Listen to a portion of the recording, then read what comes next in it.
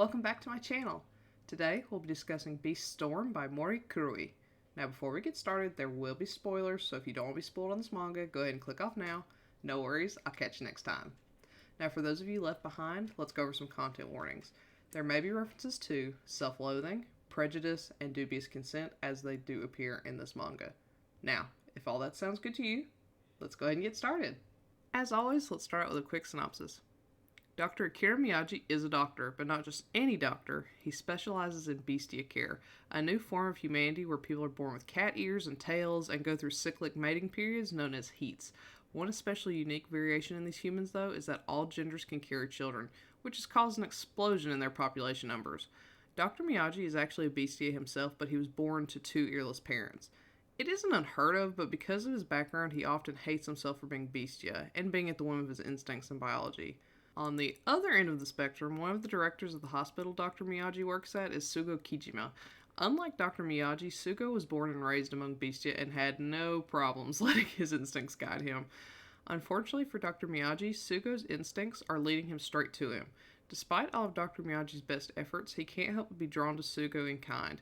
The relationship quickly evolves from a doctor and patient relationship into a physical one.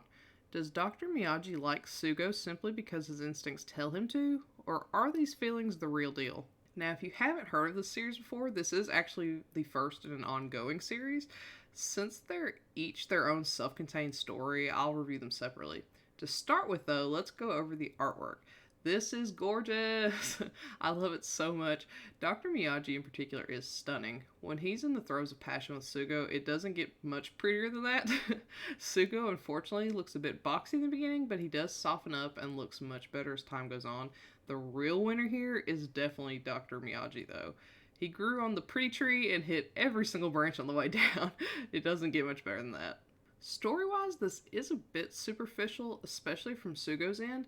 We aren't given very much in the way of backstory for him, which is unfortunate, and we only glance over Dr. Miyagi's. It's clear from what tidbits we do get regarding Sugo that he hails from a standard bestia family that expects him to mate with as many bestia as possible to further the bloodline, especially with as many suitors as he seems to have.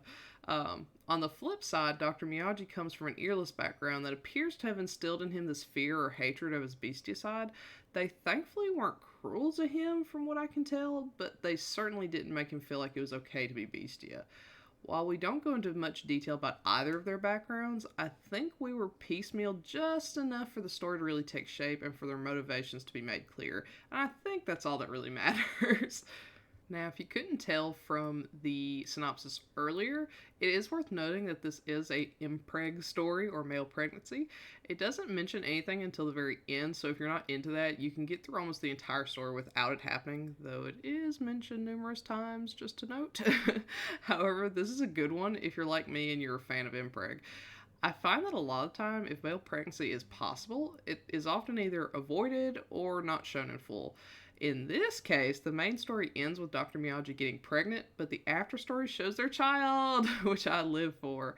I love when impreg stories actually follow through and show the family life and child rearing post-pregnancy. It truly feels complete then. With that said, I think the bonus stories at the very end are well worth reading the entirety of the story. Plus, by this point, I've read all of the available continuations in English, and they definitely make it worth reading this work. But we'll talk about them later. I do have to point out that there is some dubious consent in this. It's unclear how consenting the doctor is when he goes into heat or when Sugo gets him to have sex with him. I didn't personally find it offensive, but I did want to point it out to anyone who might be trolled by this kind of content. Now, with all that being said, this certainly isn't the most well-crafted or in-depth story in the world, but it's pretty sexy and gives you just enough backstory to make a cohesive narrative. I can't really ask for more when it comes to a single volume work like this. This is a lovely story of a bestia doctor finally learning to accept himself and learn to love another bestia.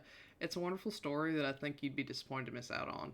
So, have you read Beast Storm? If so, what do you think? Do you agree with my assessment? Do you not? Let me know and comment below. Otherwise, I'll catch you next time. Bye!